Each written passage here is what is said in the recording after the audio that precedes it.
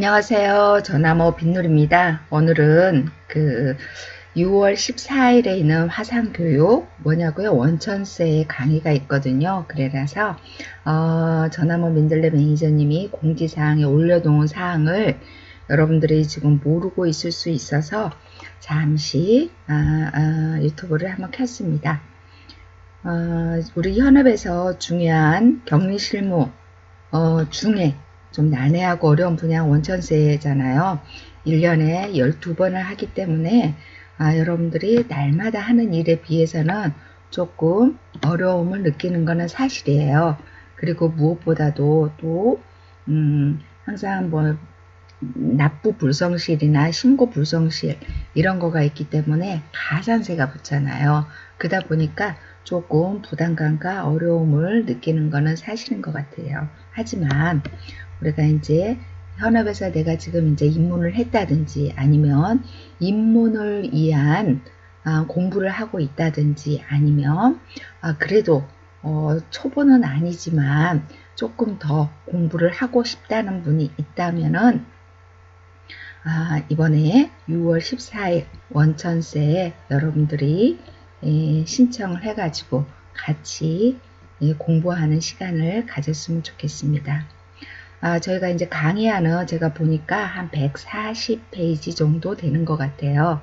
그래서 이번에 원천세가 뭐길래 여러분들이 진짜 해도 끝이 없다는 생각이 들잖아요. 알아도 그래도 모르겠다 이런 분들이 있잖아요. 그래서 원천세가 뭐길래 이렇게 나를 힘들게 하는지 그래서 그런 의미에서 그냥 제목도 이렇게 달아봤습니다.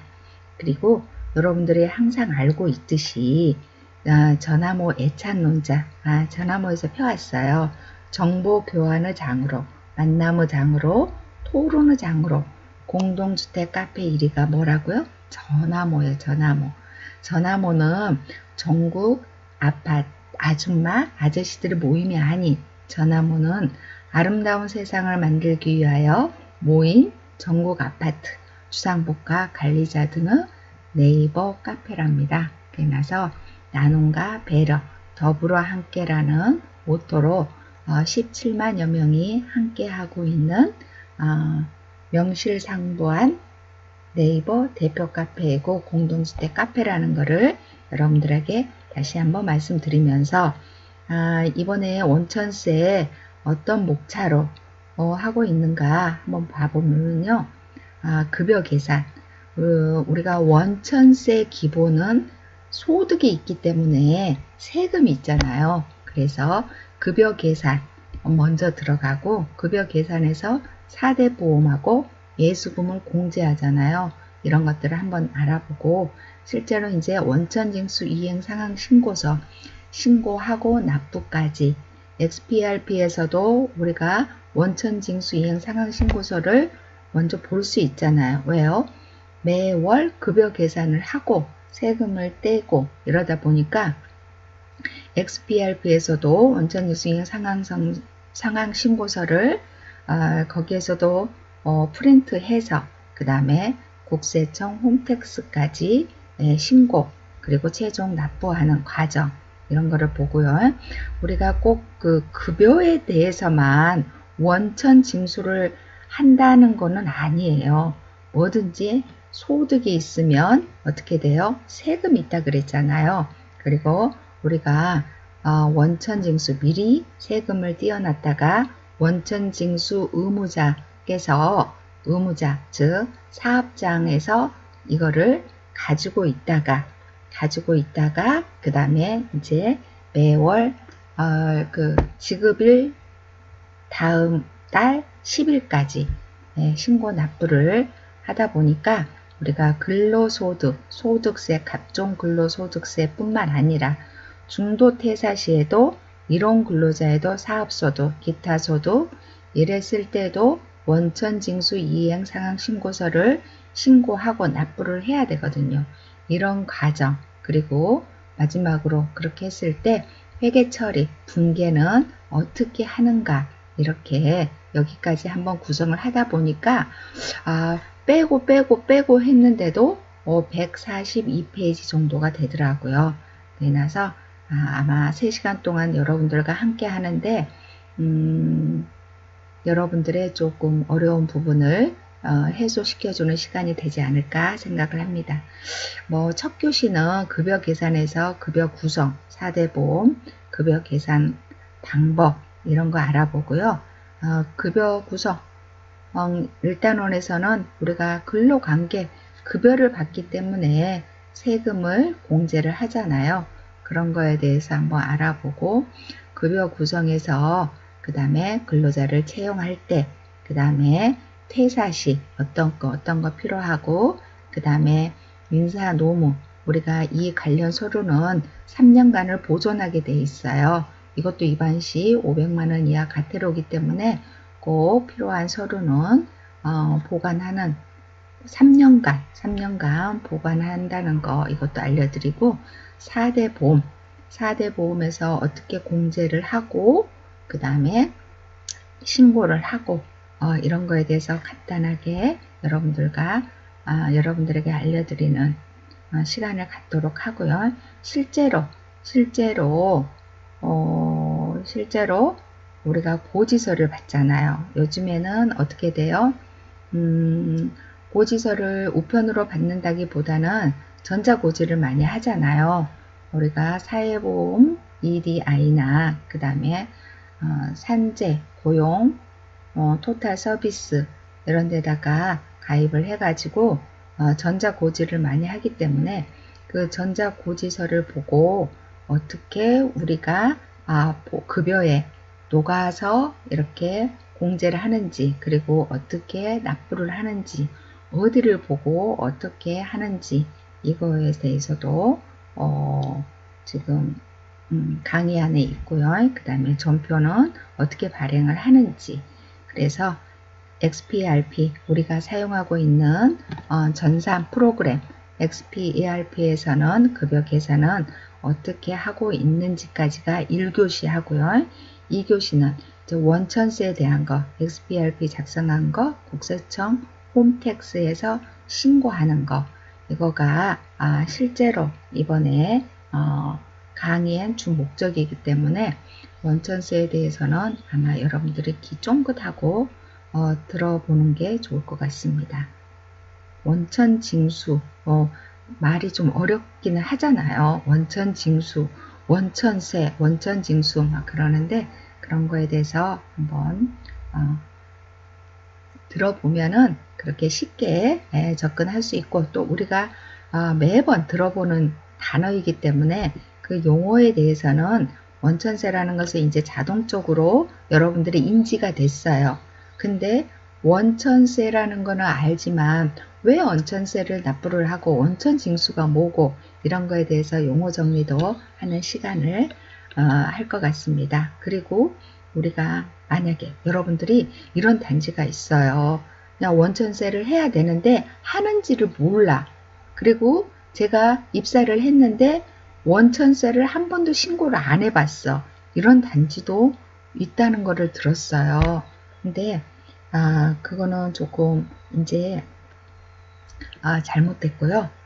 그래서 가산세가 있어요. 가산세. 만약에 그거에 대해서 신고를 안 했다든지 아니면은 신고를 했는데 우리가 올해 다음 달 지급 월에 대한 다음 달 10일까지 신고 납부를 해야 되는데 납부를 미처 못하고 넘어갔어. 이랬을 때 이제 가산세가 붙거든요. 그래서 그런 가산세에 대해서도 한번 짚어보고 그러다 보면 안 되겠구나. 정말 항상 일자, 날짜에 대해서 정확하게 해야 되겠구나. 이런 것도 여러분들이 또 각인시키는 시간이 될 것 같습니다. 그리고 가장 어려운 중도퇴사자. 중도퇴사를 하는데 연말정산이라는데 이게 뭘까? 이랬을 때 이런 거에 대한 개념 정리 이런 거에 대해서 한번 알아보고요. 그 다음에 홈택스 신고 그리고 수정신고를 했을 때 아까 말했잖아요. 우리가 가산세가 붙는다고 그랬을 때 이거에 대해서 수정신고를 해야 돼요. 만약에 잘못됐든지 아니면 잘못된 거를 내가 알았어. 그랬을 때 그냥 넘어가는 게 아니라 그냥 수정 신고를 해야 돼요. 수정 신고를 하는데 가산세가 왜 그러냐면 소득세에 대해서 변동이 없으면 가산세가 없어요. 근데 어떻게 돼요? 소득세에 대해서 이렇게 또 그 뭐랄까 기존의 소득세보다 수정신고를 했을 때 많이 신고를 해가지고 수정신고로 그 다음에 그 적게 그 소득세가 나온다. 이럴 때는 사실은 또 가산세가 없거든요. 근데 지금 소득세 중에서 소득세가 수정신고로 인해서 소득세가 늘어났다. 이랬을 때는 가산세가 있거든요. 그래서 가산세가 없을 때하고 그 다음에 가산세가 있을 때 이럴 때는 수정신고를 했을 때는 어떻게 또 반영해서 원천세를 신고 납부하는지 그런 것도 알아보고 또 여러분들이 그 입주자 대표회의 직책수당이나 참석수당 그리고 또 선관위원들 이랬을 때 기타 소득으로 많이 하잖아요. 이거에 대해서도 하는 방법 알아보고 마지막으로 이제 그 회계 처리 우리가 실제로 이거에 대해서 신고 납부를 했을 때 그 다음에 회계 처리는 어떻게 이어가는지 어떻게 해서 마무리가 되는지 이것까지 여러분들께 알려드리는 시간을 갖도록 하겠습니다. 언제라고요? 6월 14일 날. 그리고 또 이게 그리고 시간을 조금 늘려서라도 여러분들에게 진짜 그 무슨 말인지를 모를 때 있잖아요. 그리고 누구한테 물어보고 싶은데 진짜 내가 이렇게 조금 조금 알고 있어야지만 상식으로라도 알고 있어야지만 질문을 하는데 질문을 할 수도 없어요. 무슨 말을 어떻게 해야 되는지 모르고 그리고 항상 전화모에서는 전화모에다 질문을 하세요. 이렇게 말을 하지만 전화모에 질문을 해도 전화모의 고수님들도 너무 이해가 안 되는 질문에는 답을 드릴 수가 없거든요. 그러다 보면 내가 질문을 했는데 누군가 한 사람도 답이 없을 때는 또 실망하게 되고 답답하기도 하고 그러잖아요. 그랬을 때 이 채팅창 이번에 화상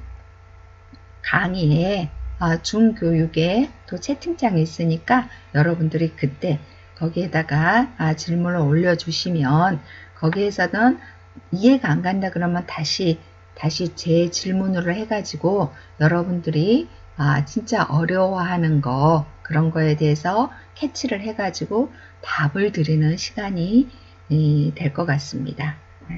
그리고 항상 매니저님이 그런 말 하시잖아요.